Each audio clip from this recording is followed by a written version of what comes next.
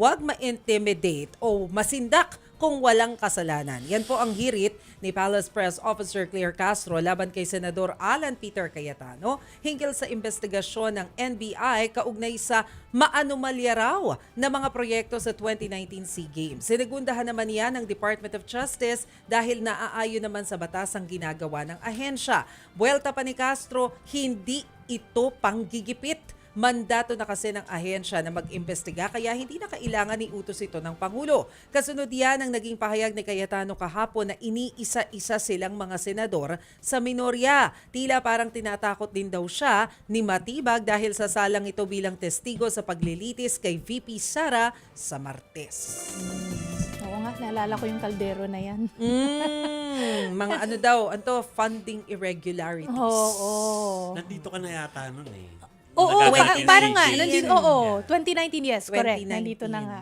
Nadadamay din kasi kahapon si Transportation Secretary Vince Dizon dun sa naging pahayag ni Senator Cayetano kasi at that time na isinusulong yung 2019 SEA Games preparation, ang hepe, CEO ng BCDA ay si Secretary Vince Dizon.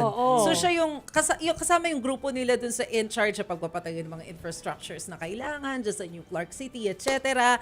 Pero ang sinasabi po kanina ng Malacanang at naglabas din naman ng pahayag ang ombudsman na yung palang graft charges kay Secretary Dizon kumbaga napawalang sala na siya doon. Na-absuelto na raw si Secretary Dizon kasi nag-underwent na talaga siya ng investigation kaugnay ng funding irregularities daw dyan sa 2019 SEA Games. Unlike daw nitong si Senator Cayetano na hindi talaga na-investigahan. That's according kay Yusek Castro. Susundan lang naman daw ng NBI yung ebidensya.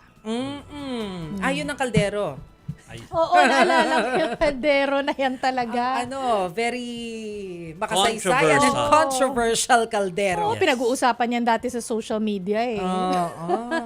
Not to say na hindi na hindi successful kasi yan infra yan.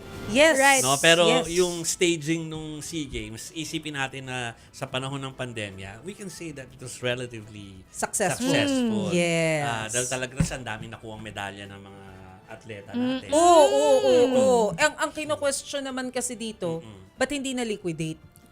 Unliquidated funds po kasi. Ang sabi naman ni Senator Alan Peter Cayetano, ready naman daw siya humarap sa investigasyon. Wala daw unliquidated funds. Pero sabi niya, haharap siya sa investigation, pero dapat may investigation din ng flood control. Correct, sabi niya rin yun. Oo. Pero ako naman, agree ako na dapat ituloy yung flood control investigation. Dapat lang naman. Imbestigahan ang mga dapat imbestigahan. Hatin na. As a side note, memorable sa atin yung staging na yon.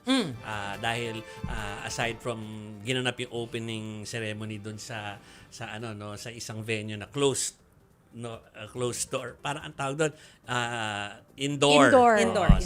So doon po ginanap. Tapos pangalawa, doon yung nabuo pa yung mga tinatawag ng legends of Philippine sport. Sila Lydia De Vega, sila Bongku.